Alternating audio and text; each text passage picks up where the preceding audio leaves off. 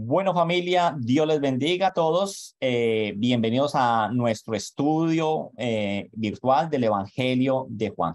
Hoy vamos entonces a ver el Evangelio de Juan en el capítulo 2. Hoy estamos iniciando el capítulo 2 de este maravilloso Evangelio. Ya vimos el capítulo 1, nos tomó 6 sesiones el capítulo 1 y bueno, vamos a arrancar con este capítulo 2. Yo quiero invitarlos a que hagamos una oración para invitar al Espíritu Santo de Dios que nos dé de su sabiduría y que sea iluminándonos lo que el Señor nos quiere hablar en su palabra.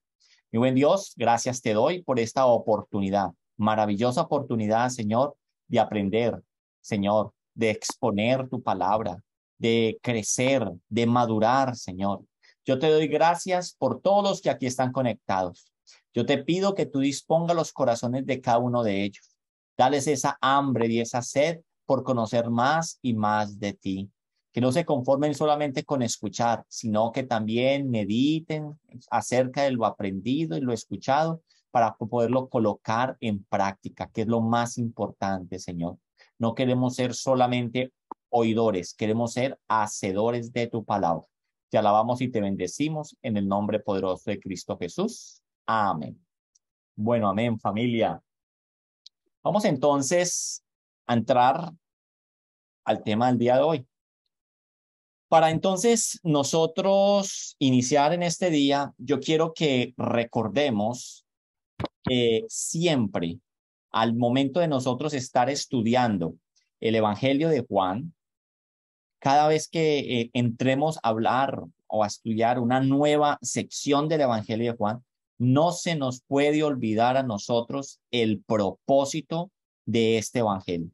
No se nos puede olvidar el propósito con el cual Juan el Evangelista escribió este Evangelio.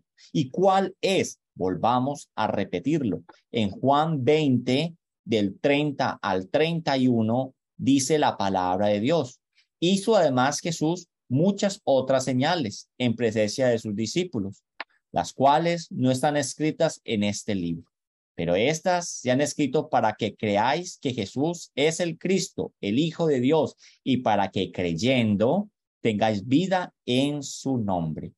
Así que nosotros siempre podemos ser repetitivos o reiterativos con respecto a este objetivo o este propósito del Evangelio de Juan, pero no se nos puede perder de vista, porque justo hoy vamos a arrancar a ver las primeras señales del Señor, de esos hechos sobrenaturales que Él empezó a hacer. Y acá está entonces el de convertir el agua en vino. Así que si somos conscientes, el propósito se resume en 2 puntos. Para que creáis que Jesús es el Cristo, el Hijo de Dios, y que al creer, usted y yo podamos tener vida juntamente con Él. Acabamos de terminar el capítulo 1 y se han recogido 3 grandes testimonios como a modo de resumen de lo que ya hemos visto. Recuerde que Juan trae diferentes testimonios. ¿Con el fin de qué? Con el fin de presentar a Jesús como el Mesías, el Hijo de Dios, de que es el del cual hablan las Escrituras, para que crean, creyendo que Él es el Cristo, el Hijo de Dios, tengan vida eterna. Entonces, el primer ejemplo o el primer testimonio que hablamos en el capítulo 1, lo vimos del mismo evangelista, cuando en el prólogo, en los versículos Juan 1 del 1 al 18, nos hablaba acerca de quién era Jesús, que era el Verbo encarnado. Usted nos habla de su trascendencia, de su eternidad y de su deidad. Este fue el primer testimonio que nosotros vimos. Luego, Juan nos introduce otro testimonio. Y este otro testimonio que Juan nos habla es el testimonio del último profeta del Antiguo Testamento y el primer predicador del Nuevo Testamento. ¿Y es de quién? Juan el Bautista. Juan el Bautista da testimonio de que este también era el Cristo. Lo vimos en 2 sesiones este estudio. Y por último, otro de los testimonios que vimos, grandes testimonios, es acerca de esos primeros discípulos. Y esos primeros discípulos, dentro de esos primeros discípulos, vimos tres testimonios en cómo Andrés le decía a Pedro, ¿cierto? Felipe le decía a Natanael, y a esto eran los testimonios que se estaban llevando a reconocer quién era el Cristo. Si usted y yo somos conscientes, en el capítulo 1 que acabamos de estudiar, usted y yo nos tiene que quedar muy claro cuáles son los títulos que el evangelista ha utilizado para identificar a Cristo Jesús. O sea, que de pronto al leerlo a la carrera no nos damos cuenta, pero son aproximadamente como 10, más de 10, 16 si no estoy mal. Son títulos de los cuales se identifica a Jesucristo en este primer capítulo. Y lo vamos a ver así rápidamente para los que escriben. Juan el Bautista en el versículo 1 nos habla de que de Cristo es el Logos, es el verbo. Nos habla de que Cristo en el versículo 1 que es Dios. En el versículo 4 nos dice que es la luz de los hombres. En el versículo 9 nos dice que es la luz verdadera. En el versículo 14 nos dice que es el encarnado, el monogenes de la misma clase del Padre. En el versículo 15, 26, 27 y 30 nos está hablando nos está hablando el testimonio de Juan, dice que es anterior a Juan el Bautista. En el versículo 17 dice que el Cristo, que Jesús es el Cristo. En el 23 nos dice que Jesús es el Señor. En el versículo 29 y 36 nos dice que Jesús es el Cordero de Dios. Y en el versículo 33 dice que Jesús es el que bautiza con el Espíritu Santo. Versículo 49 nos dice que Jesús es el Hijo de Dios. En el versículo 38 y 49 nos dice que es Rabí, el Maestro. Versículo 41 nos dice que es el Mesías. En el versículo 45 nos dice que es aquel del cual escribió Moisés y los profetas. En el versículo 41 nos habla acerca que es el Rey de Israel. Y por último, en el versículo 51 nos dice que Jesús, él mismo se nombra, él mismo se dice que él es el Hijo del Hombre. Así que, ¿cuántos tenemos aquí? A ver, ¿quién los contó?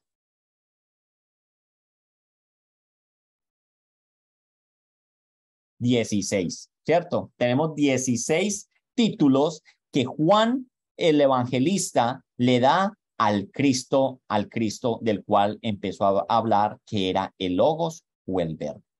Y nos vamos a centrar en este último que está en el versículo 51 del Evangelio, perdón, del capítulo 1. Nos vamos a detener en este título con el cual nosotros finalizamos la clase anterior. Y es, Él es el Hijo del Hombre. Y es un título relacionado con su mesianidad, porque lo que está demostrando en esto de que es el Hijo del Hombre, nos está hablando de su perfecta humanidad y su perfecta deidad. Y esto lo tenemos que entender de que Jesús es 100% hombre y es 100% Dios. Eso nosotros lo tenemos que tener muy claro.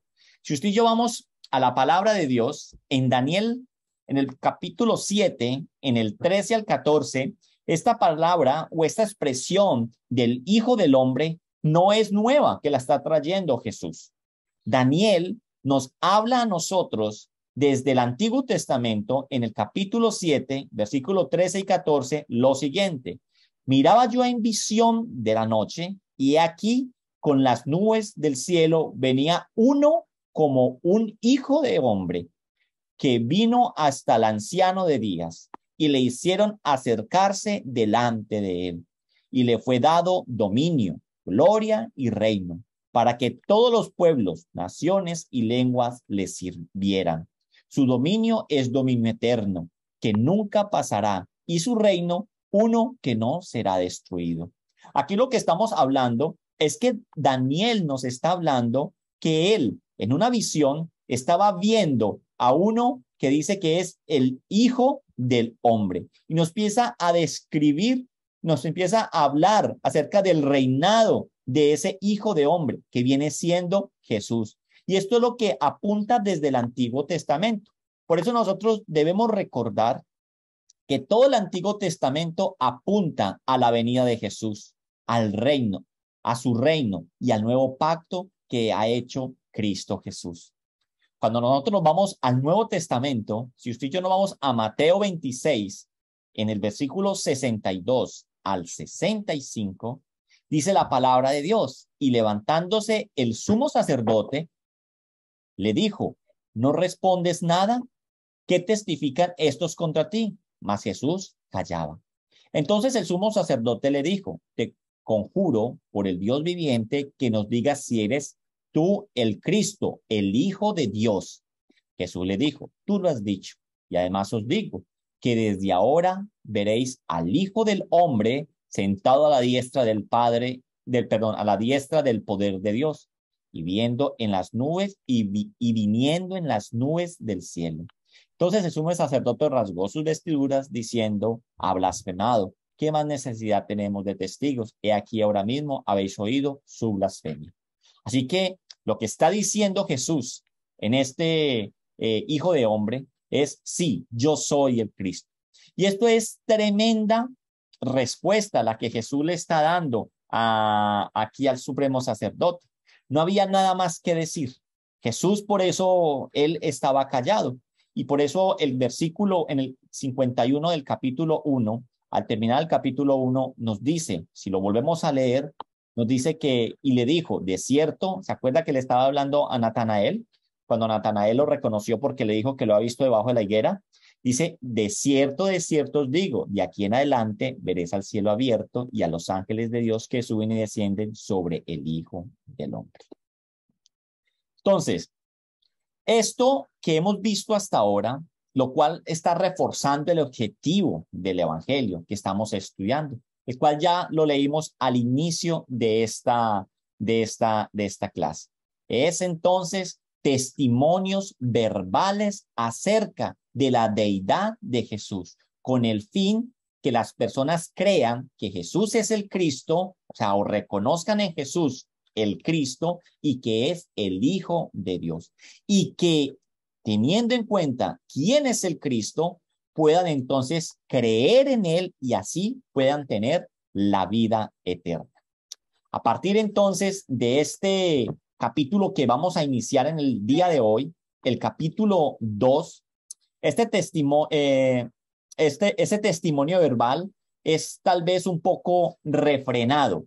Y vamos a comenzar a enfocarnos un poco más en lo que es el ministerio público de Jesús, el cual está lleno de maravillas, el cual está lleno de señales que van a validar dichos testimonios que ya hemos nosotros visto en este capítulo número 1. El día de hoy, como lo dije inicialmente, vamos a profundizar en la primera manifestación poderosa de la deidad y del poder de Jesús, el cual está en Juan 2, del 1 al 11. Y yo los invito a que lo leamos todos juntos. Aquí, capítulo 2, versículo 1 al 11. Dice, al tercer día se hicieron unas bodas en Caná de Galilea, y estaba allí la madre de Jesús, y fueron también invitados a las bodas Jesús y sus discípulos. Y faltando el vino, la madre de Jesús le dijo, no tienen vino. Jesús le dijo, ¿qué tienes conmigo, mujer? Aún no ha venido mi hora. Su madre dijo a los que servían, haced todo lo que os dijere. Y estaban allí 6 tinajas de piedra para agua, conforme al rito de las purificaciones de los judíos, en cada una de las cuales cabían 2 o 3 cántaros. Jesús le dijo, llenad estas tinajas de agua, y las llenaron hasta arriba. Entonces les dijo, sacad ahora y llevar al maestresala. Y se lo llevaron. Cuando el maestresala probó el agua hecha vino, sin saber él de dónde era, aunque lo sabían los sirvientes que habían sacado el agua, llamó al esposo y le dijo, Todo hombre sirve primero el buen vino, y cuando ya han bebido mucho, entonces el inferior. Mas tú has reservado el buen vino hasta ahora. Este principio de señales hizo Jesús en Caná de Galilea y manifestó su gloria, y sus discípulos creyeron en él. Acá entonces vamos a empezar a desglosar estos versículos que estamos leyendo en el día de hoy. Y lo primero que nos tiene que llamar a nosotros la atención en el versículo 1 es que nos empieza a hablar de que es el tercer día, ¿cierto? Es el tercer día. Qué pena, un momento. Es el tercer día y han hecho unas bodas en Caná de Galilea. ¿Al tercer día de qué? Nosotros no nos decimos. ¿Por qué nos están dando una referencia de tiempo arrancando este capítulo? He ahí la importancia de nosotros leer la palabra de Dios ordenadamente, predicarla expositivamente. Porque si usted y yo aterrizamos en este capítulo 2, ¿cierto? Que yo sé que muchos sabemos de las bodas de Canaán, ¿cierto? De la primer milagro de Jesús, que fue convertir el agua en vino. Nosotros pasamos muy por alto este tercer día. No es mucho en profundidad, pero sí entender, porque no, la Biblia es inerrante y tiene coherencia completa. ¿Qué pasa? Cuando no la entendemos es porque estamos obviando o se nos está escapando algún pedazo del cual nosotros o no lo hemos estudiado, no hemos profundizado o se nos pasó por alto. Este tercer día de encuentro narra del encuentro con Natanael. Él se encuentra con Natanael y cuando dice el Señor, cuando dice el evangelista, al tercer día se hicieron unas bodas, es al tercer día de haberse encontrado con Natanael en Galilea. Sí. Entonces, tenemos que recordar que desde que empezaron los testimonios de Juan el Bautista, aquí el evangelista está armando una semana particular. Si usted no ha escuchado todos los audios de este estudio, yo lo invito para que usted los escuche. Están en la página, en el YouTube de la iglesia, ya están montados y allí ya tenemos 6 audios y están en orden. Allí, cuando usted ve el testimonio de Juan, si no estoy mal, en la parte 1, nos habla que Juan nos habla de 3 días. Un primer día, cuando él dice que después de él vendrá una persona que él, ni siquiera él es digna de desatar el calzado de sus pies. Primer día. O sea, va a venir alguien. El segundo día nos dice, hay en medio de nosotros, aquí está en medio de nosotros aquel del cual yo hablaba.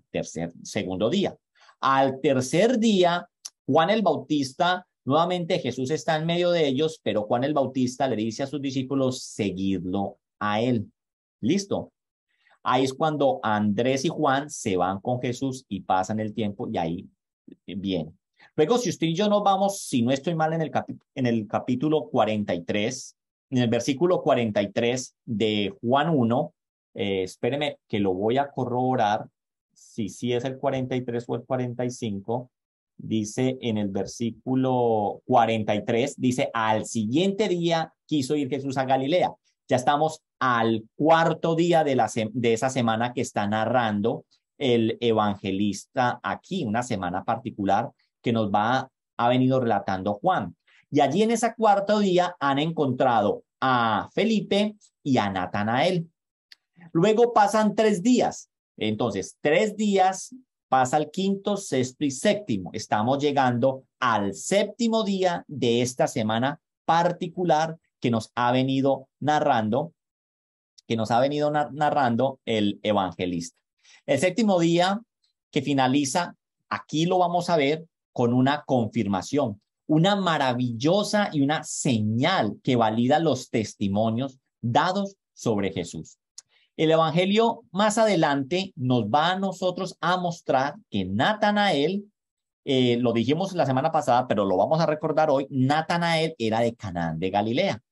Acuérdese, Juan 21:2, que dice, estaban juntos Simón Pedro, Tomás llamado el Dídimo, Natanael el de Caná de Galilea, los hijos de Zebedeo y otros de sus discípulos. Así que podemos fácilmente pensar que Natanael y los otros discípulos habían pasado estos 3 días anteriores con el Señor y ahora habían venido a la tierra de Natanael y por eso estaban allí ya en Caná de Galilea. Aquí entonces vemos, al ver esto, vemos estos nuevos discípulos que narramos en las clases anteriores, vemos la importancia que para ellos es el que como discípulos gastar tiempo con el Señor y no separarse de él. Ubiquémonos un poco geográficamente hablando de lo que es Caná de Galilea. Caná de Galilea era una pequeña ciudad que está ubicada a unos 13 kilómetros más o menos hacia el norte de Nazaret, de donde vivía Jesús, donde vivió, se crió, se levantó Jesús. Lo que hemos tenido la oportunidad de ir a Israel, nos damos cuenta que cuando vamos a Nazaret, nosotros nos la encontramos de primero y cuando estamos bajando de Nazaret, nuevamente la volvemos a ver ahí. Muchas veces nosotros nos podemos imaginar cuando la palabra de Dios nos narra estas ciudades como pueblos, tal vez numéricamente como nuestras ciudades, pero lo que pasa es que el contexto o la cantidad o lo grandes de estos pueblos son muy diferentes de pronto a lo que usted y yo nos podemos imaginar. Por ejemplo, por estudios que se han hecho, en la época más o menos de Jesús, Nazaret era mucho más grande que Caná de Galilea. Y se dice que Nazaret tenía aproximadamente 500 habitantes. Así que Caná de Galilea tendría no más o alrededor de unas 30 personas como habitantes habituales. Así que ahora imaginémonos en una aldea, ¿cierto? O en una ciudad, porque lo llamaban ciudad, una aldea de 30 personas, póngale pues 50 y redondeémosle a 50, que sucede una boda. Literalmente, el pueblo estaba paralizado por esta boda que se estaba realizando. Y recordemos que también para la cultura judía, una boda es un evento público muy importante. Y en aquella época, las bodas se realizaban los miércoles, si la novia era virgen, escuchen eso tan casual, o tan rarito, o el jueves si la novia era viuda. Es importante entonces nosotros entender también que en el contexto religioso judío, óigame en esto que es importante, el matrimonio era una representación de la unión de Dios con su pueblo. Y no nos vayamos muy lejos. Si usted y yo nos recordamos la historia del libro de Oseas, que es el profeta al cual el Señor le ordena casarse con una prostituta, que nos parece muy sorprendente eso.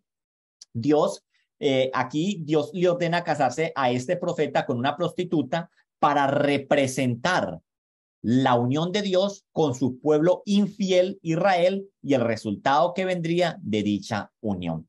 Entonces, es importante entender que el contexto religioso judío del matrimonio es una representación de la unión de Dios con su pueblo. Si entonces seguimos estudiando este primer versículo, nos vamos a encontrar que nos dice más la palabra de Dios en el versículo 1. Dice que al tercer día se hicieron unas bodas en Caná y estaba allí la madre de Jesús. ¿Por qué estaba allí María? Posiblemente la boda era de un pariente, posiblemente, ¿cierto? No estamos diciendo 100% porque no hay certeza completa. Pero esto se nota un poco de que de pronto sí había un roce o una afinidad en familiar por la preocupación de María por haberse acabado el vino. Entonces, esto parece indicarnos que sí pareciese que fueran de pronto un poco cercanos o parientes. Vámonos al versículo 2. Y fueron también invitados a las bodas de Jesús, a las bodas Jesús y sus discípulos. Uno dice, a ver, ¿qué hace Jesús? Bueno, Jesús con sus discípulos, con estos tal vez, entre comillas, llamémoslo así, extraños que acaba de conocer. No sabemos si había sido invitados con anterioridad a esta boda o que al llegar a Caná tocó invitarlos. Y si fuese así, que fue que porque ellos llegaron allí y les tocó invitarlos a esta fiesta, podemos entender una de las razones por qué faltó o por qué se acabó el vino, pues habían invitados inesperados. Recuerde que las bodas anteriormente allí o en la cultura judía, estamos metidos en la cultura judía, era una boda que se preparaba por un año. Por un año el hombre tenía que arreglar todo lo necesario para poderse casar. Así que era muy vergonzoso de pronto esta noticia, de pronto ay, se acabó, entonces vaya y compre. Entonces, lo que sí vamos a ver ahorita en este versículo 3 es que nos narra un evento altamente bochornoso en esta celebración. Pues no era algo, una fiesta, era una fiesta que se venía preparando con anterioridad. Entonces dice el versículo 3, y faltando el vino, la madre de Jesús le dijo, no tienen vino. El vino se acabó, en otras palabras. Mire, hay un dicho, ¿cierto? Había un dicho entre los rabinos de la época que tenían y lo decían, y era, sin vino no hay gozo. Pero ojo, debemos entender esta expresión, o esta expresión era una expresión religiosa y no era una expresión de una manada de borrachos donde decía, si se acabó el licor, se acabó la fiesta, ¿cierto? No, aquí era, los rabinos decían, si no hay vino, no hay gozo, ¿sí? Pero esto lo decían personas religiosas, no los borrachitos de la fiesta donde decían, se acabó el vino, vámonos de aquí. Así que entonces, ahora expliquemos qué era el vino en aquella época y por qué lo tomaban las personas. Nosotros sabemos que Jesús tomaba vino, sabemos que con sus discípulos en la última cena tomaron vino. Pablo hablaba con Timoteo y le recomendaba tomar vino. Todo entonces tenemos que saber que este vino era jugo de fruta, ¿cierto? Era un jugo de la fruta, especialmente de la uva, que se realizaba. Y en aquella época, recordemos o tengamos en cuenta más bien que no habían refrigeradores. O sea que los jugos que se hacían eran jugos que se fermentaban al poco tiempo, pues no existían los refrigeradores. La fermentación de un líquido, del líquido al consumir era muy necesaria en aquella época, pues el agua era un agua muy contaminada y no había acueductos para purificarla y no tenían la forma en cómo. Pero cuando se fermentaba el jugo, esto garantizaba que no les fuera a caer pesado en el estómago. Lo dije ahorita, recordemos la recomendación de Pablo a su discípulo Timoteo. En 1 Timoteo 5:23 nos dice, ya no bebas agua, sino usa de un poco de vino por causa de tu estómago y de tus frecuentes enfermedades.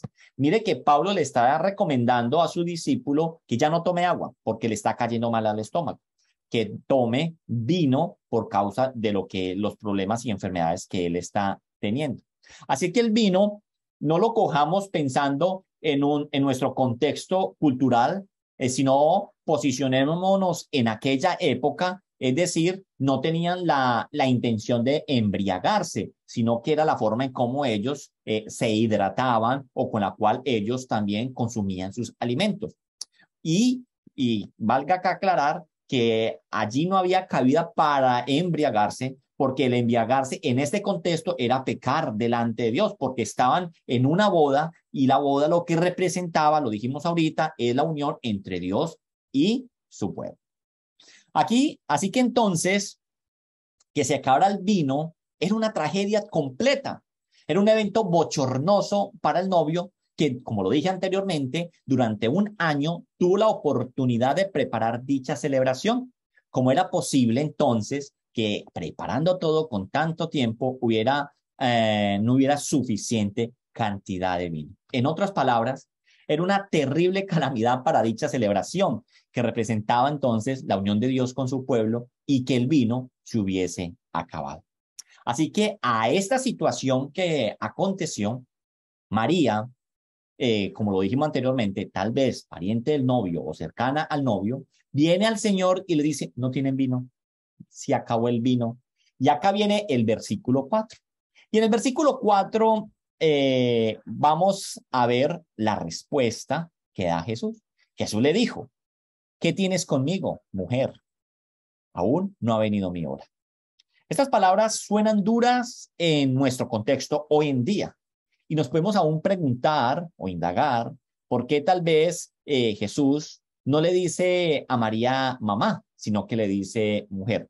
Y lo primero que tenemos que decir es que no eran unas palabras rudas el que él se haya referido a su madre así, porque en su contexto era muy normal que esto aconteciera.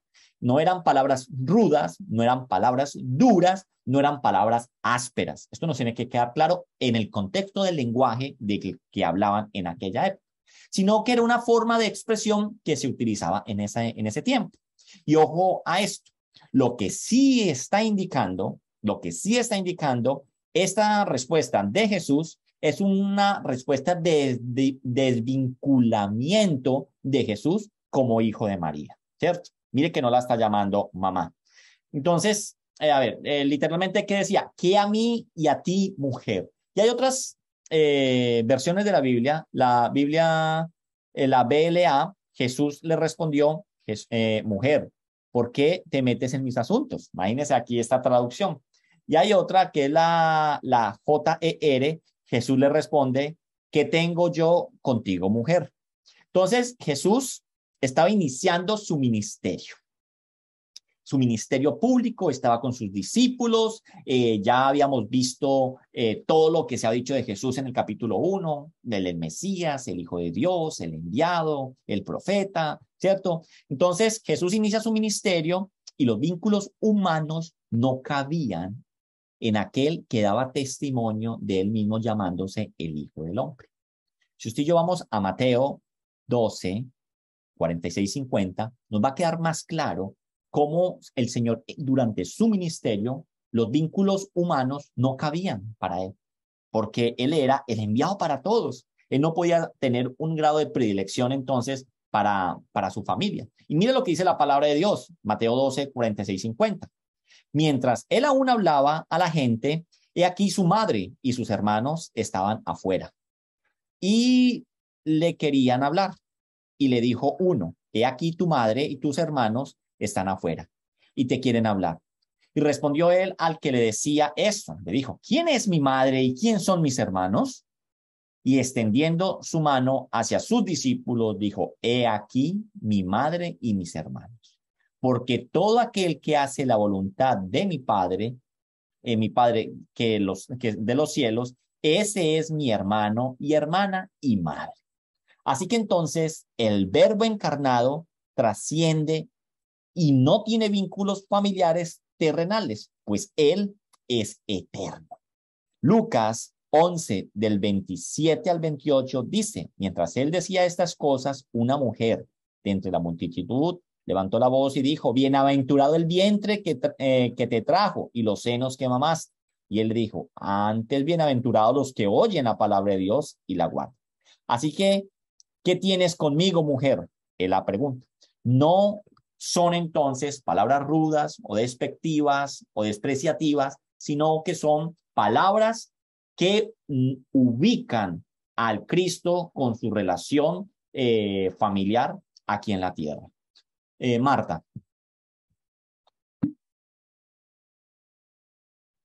No, con respecto al versículo anterior, digamos que la boda tiene dos significados. Hay un novio ¿La y qué? la boda. Ok, perfecto. Hay un novio y una novia, pero también el matrimonio de Dios con su pueblo, o solamente el matrimonio de Dios con su pueblo. No. Él está en una Ok. boda común y corriente de dos personas. Sí, sino que ahorita yo lo que estaba explicando era Ok. en el contexto qué significaba una boda para los judíos, ¿cierto? Que es la unión entre Dios y su pueblo. Sí, pero Jesús estaba en una boda, ¿cierto? Algo muy importante en aquella época. ¿Bien? ¿Sí? Listo. Entonces, Sí, perdón. dale, no Sí. hay problema. Entonces, nos quedamos parados en lo siguiente, y es, las palabras de respuesta de Jesús no son rudas ni despreciativas, son palabras que ubican, ¿cierto? Que ubican. Vámonos al versículo 5. Su madre dijo a los que servían, haced todo lo que os dijere. Muchas personas han especulado por qué María le comentó a Jesús que no tenían vino. O sea, ¿por qué? O sea, ¿por qué María le dijo a Jesús que no había vino? Entonces, ¿en qué han especulado las personas? ¿Acaso esperaba María que él hiciera un milagro? O sea, ¿ya había hecho Jesús un milagro anteriormente? O si no, también se preguntan, tal vez en el seno del hogar, donde Jesús, con José, con María, sus hermanos, se había acabado el vino y tal vez María se lo dijo a Jesús y Jesús había convertido el agua en vino y por eso, por esta razón, María le dice a Jesús que, pues, como soluciona el problema. Pues la respuesta a esto es un no rotundo, ¿sí? Porque tenemos que iniciar por lo primero. Juan 7:5 nos dice algo muy triste y es una realidad muchas veces, aún en la vida de las personas que creen en Cristo. Dice en el versículo Juan del 7 al 5, dice, ni aún sus hermanos creían en él. Jesús tenía hermanos. Y esto es algo que yo quiero clarificar, que muchas veces a nosotros, en la cultura que nos levantamos, la cultura de la Iglesia Católica, nos han enseñado que María solamente tuvo a Jesús y no tuvo más hijos. Pero la palabra sí nos muestra de que María sí tuvo hijos, ¿cierto? Y de todas maneras, María debía de cumplir, ¿cierto? Sus funciones con José, su esposo. Entonces, muy normal de que ella tuviera hijos, sino que en la teología mariana se levanta todo una parafernaria donde dicen que María no tuvo a ningún otro hijo y que fue virgen siempre. Entonces, la palabra de Dios nos dice, ni aún sus hermanos creían en él. Lo que muchas veces ellos los consideraban como una persona tal vez desubicada o como a veces dicen los judíos, Jesús era como un profeta un poquito loquito. Entonces, también, primero por eso, entonces si no creían en él, o sea, esas señales no las había hecho en la casa, en el hogar, en el seno del hogar. Y segundo, que nos va a llevar es, si usted y yo leemos Juan 2:11, dice, este principio de señales hizo Jesús en Caná de Galilea. Y dice en otras versiones, esta, la primera de sus señales. O sea que de ahí hacia atrás no hay señales, no hay señales.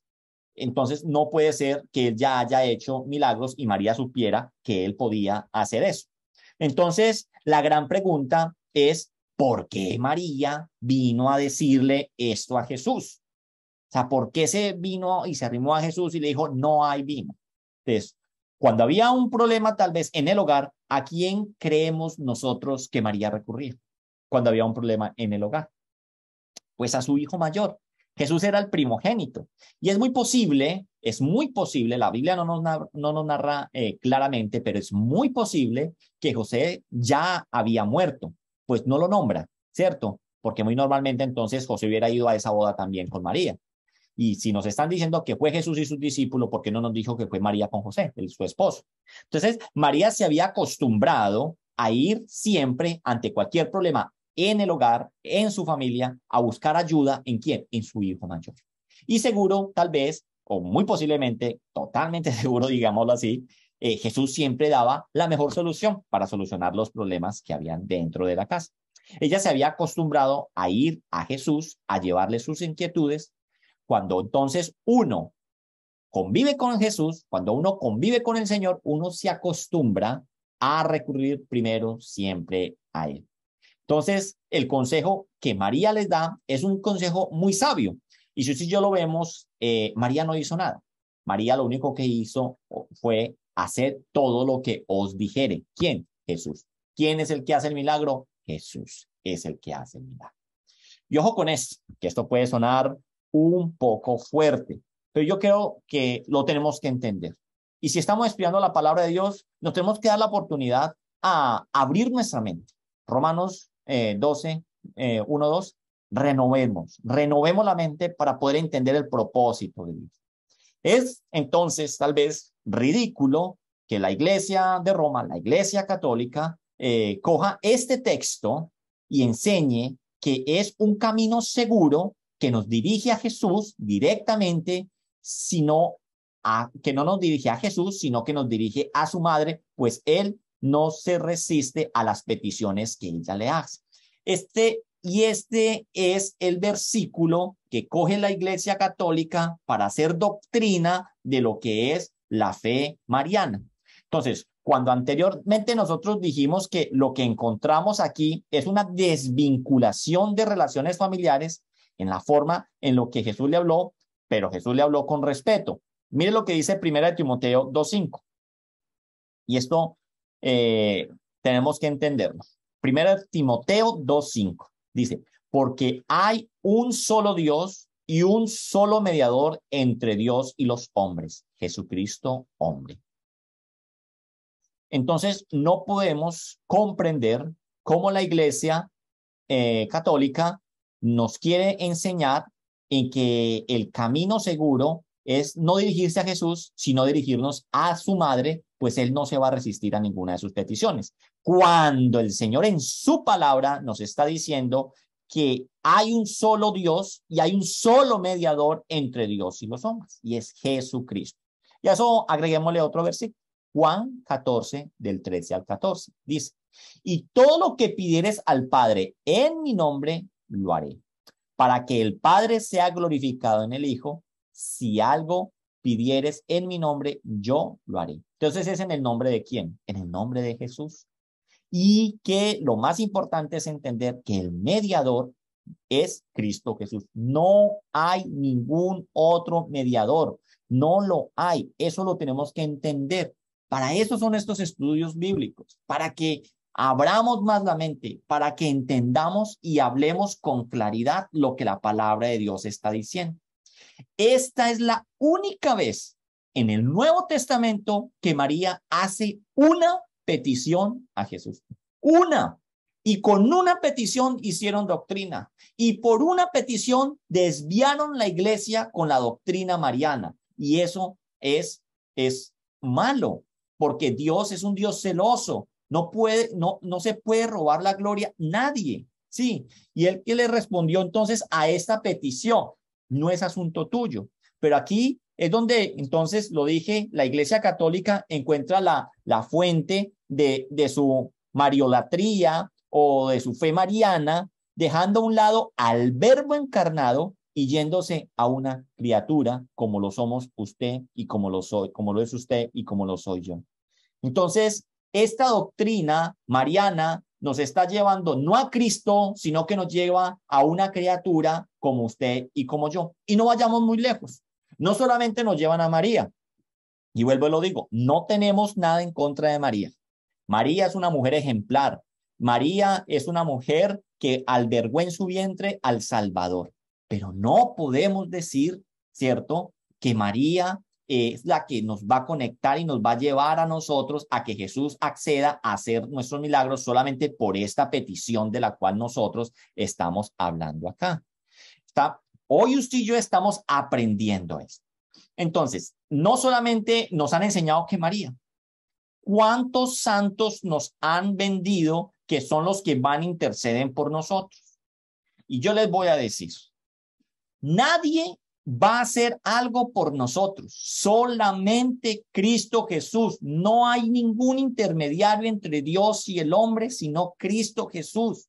No hay fulanito de tal, no hay el tal Marianito, no hay San Juan, no hay, póngale los nombres, los nombres que usted quiera, no los hay. Y en cada cultura hay diferentes nombres. Si usted se va a nuestra cultura latinoamericana, hay unos nombres, hay unos santos. Si usted se va a otra cultura, venga, si usted y yo le preguntamos, por ejemplo, aquí le decimos a Mina, díganos un santo de los que tengan en Egipto, un santo. No tienes mute. Tienes mute. Ahí, Sí, tenemos muchos santos en Egipto y lo más famoso es Santo Mina, mi nombre. Santo Mina, Sí. imagínense. Santo Mina. Sí, hay Sí, muchos cristianos que se llaman Mina, sí. sí, entonces, mira, y nos hemos acostumbrado entonces a crear de criaturas, los volvemos ídolos intercesores por nosotros. Por ejemplo, muchas veces a uno se le mueren los seres queridos. Ahí está mi mamacita en el cielo que ve por mí. A mi papá se nos acaba de morir hace 2 meses. Mi papá no va a hacer nada por mí. Mi papá se murió y punto. El único que puede hacer cosas por mí es ¿quién? Jesucristo. Y a eso es lo que yo les digo.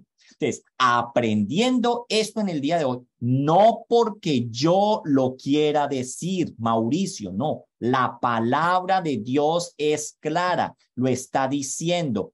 Escriba en un letrero grande, 1 Timoteo 2:15, porque hay un solo Dios, un solo mediador entre Dios y los hombres, Jesucristo, hombre, solamente Él. Entonces, nos tiene que llevar a que examinemos profundamente si aún nosotros, caminando en los caminos de Dios, siendo cristianos, tenemos tantas cosas contaminadas que nosotros hemos recibido.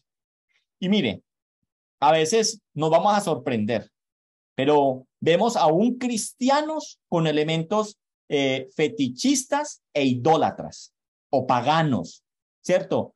Vaya, mire su billetera. Mire su billetera.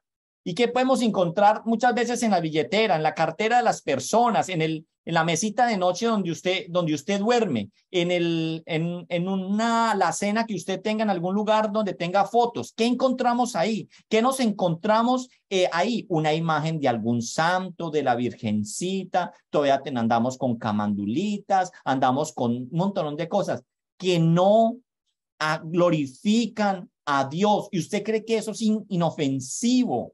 Si usted cree que eso es inofensivo, es como usted estar casado y usted permitir que su esposo, su esposa todavía cargue en la billetera las fotos de todos los ex novios o exnovias que tuvo. O sea, eso uno no lo tolera, ¿sí?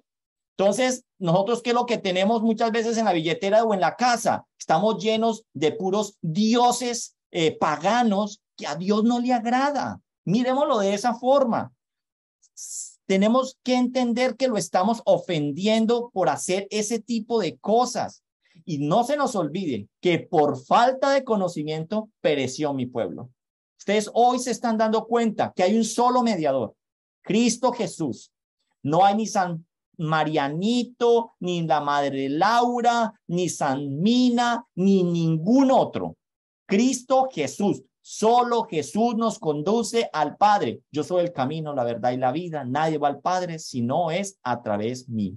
Así que tenemos que sacar de nuestras vidas las contaminaciones de la ignorancia que hemos cargado. Recuerde, ¿qué es un discípulo?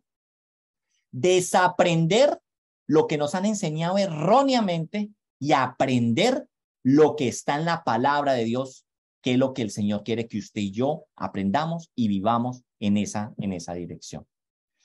A veces nos decimos, no, pues que esto es un regalo que me dio mi abuelita que se murió, que es que esto y lo otro. Dios, Jesucristo dio más por nosotros. Vea lo que decíamos ahorita.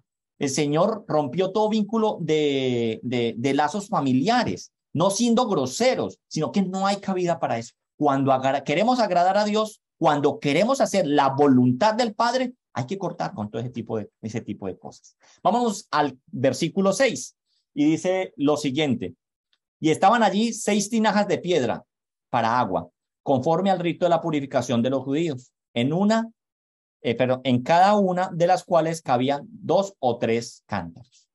No es casualidad que Jesús utilice utensilios de una tradición fariseica judía que bien representaba el caminar religioso e hipócrita de ese contexto religioso al cual él vino a enfrentar a una generación que vivía por ritos, pero con un corazón muy lejos de él, un corazón y una boca totalmente desconectados. ¿Y cuál era la tradición de lo que está diciendo ahí? La tradición del lavamiento de las manos. Se les enseñaba al pueblo que era para poder ser puros había que lavarse las manos. Y si alguno no se lavaba las manos, era indigno porque estaba contaminado estaba contaminando a alguien espiritualmente.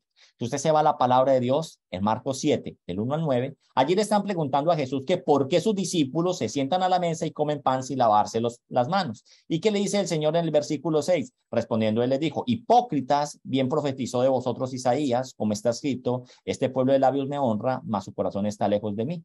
Pues es en vano me honra, enseñando como doctrinas mandamientos de hombres. Le colocaban más atención a las doctrinas de los hombres que a la que el Señor mandaba en su palabra.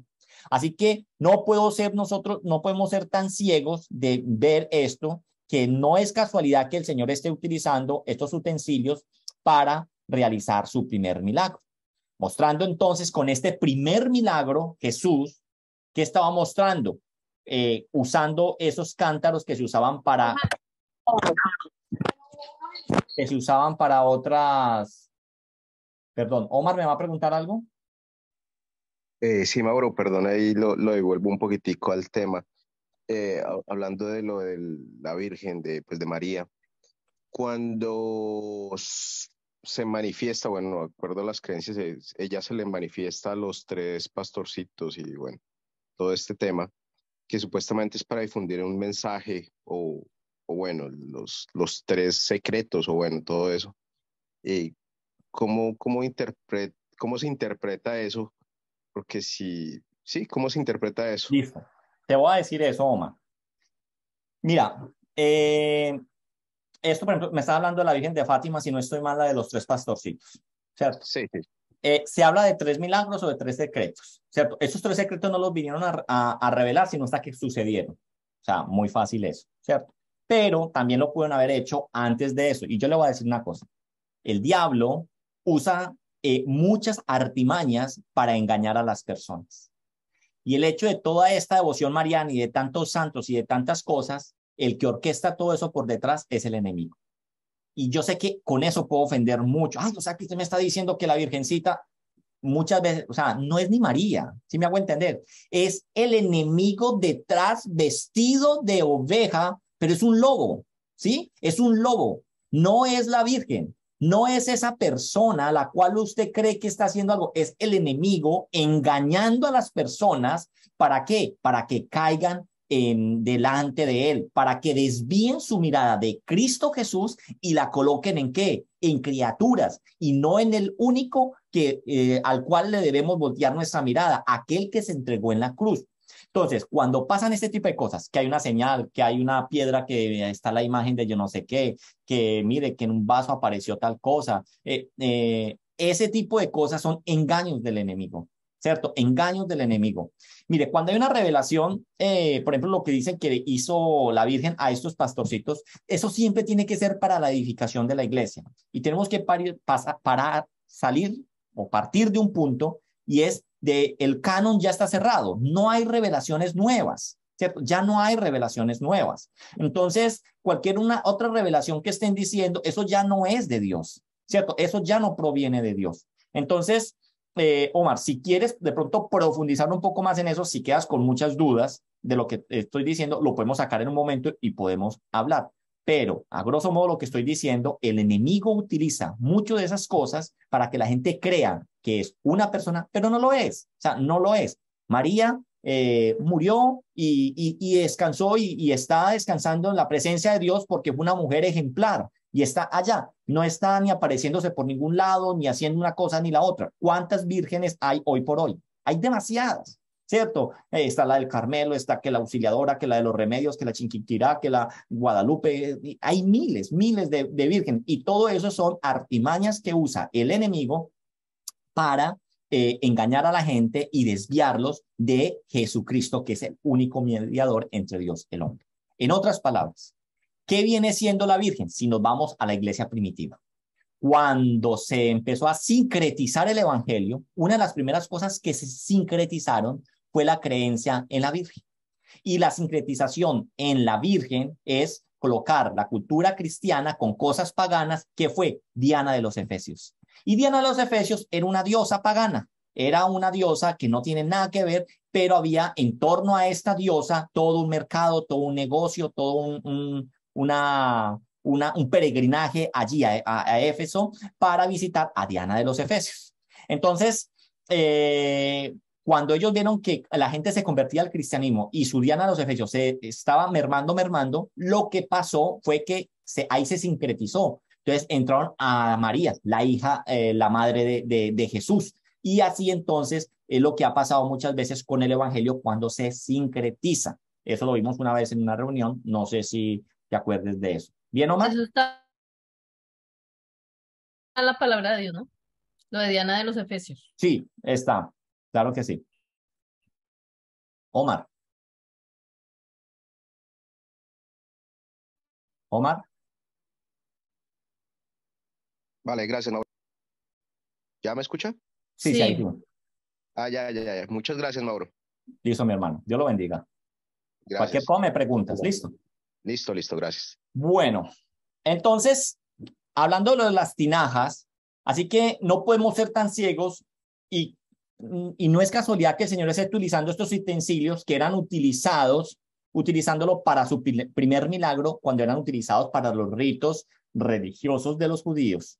Entonces, mostrando entonces en esto que en un nuevo direccionamiento llegaba del legalismo humano a la libertad en Cristo Jesús, de la imperfección que nos habla el versículo 6 del judaísmo a la perfección que es en Cristo, de los ritos humanos al gozo de la unión de Dios con su pueblo, que es una boda que en una boda representa.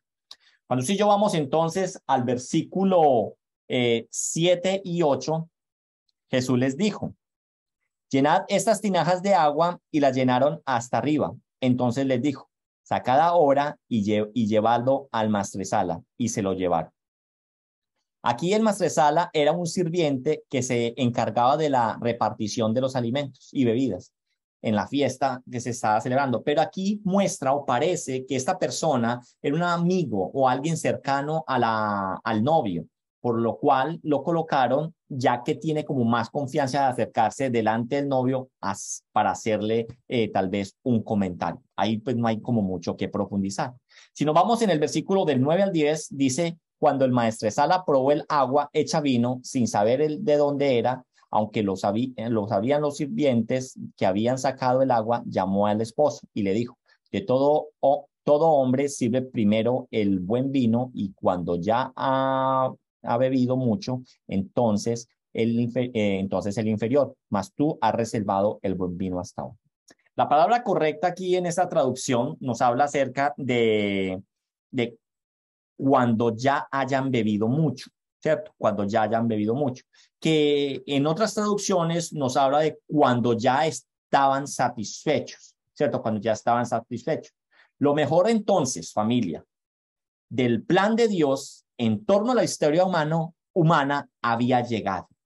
Y al finalizar esta semana que Juan el apóstol nos está narrando, esta semana es el inicio que nos está narrando esta semana desde el inicio de su evangelio, nos está enfatizando que finalizando esta semana, el día séptimo, enfatiza que lo mejor estaba presente y que se impondría sobre los ritos humanos y que encadenaba y confundía al pueblo de Dios. ¿Qué? Los ritos encadenaban al pueblo y confundían al pueblo de Dios, pero el Señor había venido para presentarse y librarnos de todo este tipo de cosas y darnos a nosotros, llevarnos del legalismo a la libertad, de llevarnos de las leyes judías a la perfección en Cristo Jesús, y a llevarnos de los ritos, llevarnos al gozo de disfrutar la unión que Cristo Jesús nos da con nuestro Dios. En el versículo 11 dice, este principio de señales hizo Jesús en Caná de Galilea y manifestó su gloria, y sus discípulos creyeron. Miremos algo particular en este versículo.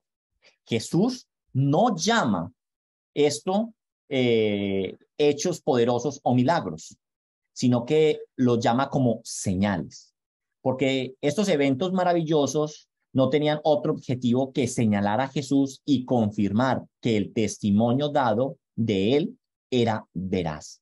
Entonces, Por eso lo llama señales, porque son eventos maravillosos que el objetivo de estas señales era señalar a Jesús y confirmarlo de que el testimonio que se dio en el capítulo 1 era veraz. Cuando el milagro pierde este propósito, señalar a Jesús y confirmar que el testimonio dado por él es veraz, estamos hablando del objetivo, no estamos hablando, perdón, del objetivo escritural. Así ha sido modificado por las intenciones del ser humano. Por ejemplo, muchas veces llaman que vengan, que tenemos noche de milagros, reunión de milagros. ¿Y cuál es el objetivo? ¿El objetivo es señalar a Jesús y confirmar que el testimonio dado por él es veraz? ¿O es más que todo para convertir eso en un show, para convertir esto en algo que la verdad no termina glorificando a Dios? Mateo 12, del 38 al 39, dice: entonces respondieron algunos de los escribas y de los fariseos diciendo: Maestro, deseamos ver señales de ti. Él respondió y les dijo: la generación mala y adúltera demanda señales, pero señal no les será dada sino la señal del profeta Jonás. Hoy en día, muchas iglesias están buscando señales. Se han vuelto iglesias que están levantando feligreses sensoriales, donde quieren ver señales, donde quieren ver milagros, pero ¿no nos es suficiente a nosotros, familia, la resurrección de Cristo? ¿No nos es nosotros suficiente que el Espíritu de Dios more en nosotros? ¿Qué generación mala y adúltera es esta que está buscando señales? Muchas veces la gente se va a las iglesias porque no ven señales, pero no se les va a dar señales, dice el Señor, sino ¿cuál? La que se le dio al profeta Jonás. Y es el que la resurrección de él y que el Espíritu Santo de Dios vive en medio de nosotros. Familia, esto es lo que entonces teníamos para el día de hoy. Yo los invito a que oremos y si hay algunas preguntas las podemos hacer después de la oración. Mi buen Dios, gracias te doy por lo que hoy tú nos enseñas en tu palabra. Gracias, Señor Jesús, porque tú eres abundante. Gracias, Señor Jesús, porque tú viniste a enseñarnos, a darnos un nuevo estilo de vida. Gracias, Señor Jesús, porque tú nos has sacado del legalismo, nos has sacado de la ley que no somos capaces de cumplir y nos has llevado a una libertad. Tú nos has sacado de los ritos y nos has llevado a vivir en unión con Dios. Tú, Señor Jesús, tú eres el camino, tú eres la verdad, tú eres la vida, tú eres el único mediador entre Dios y los hombres. Llévanos, Señor, a entender que no hay ningún otro intermediario en medio de nosotros que nos pueda acercar al Padre. Solamente Cristo Jesús.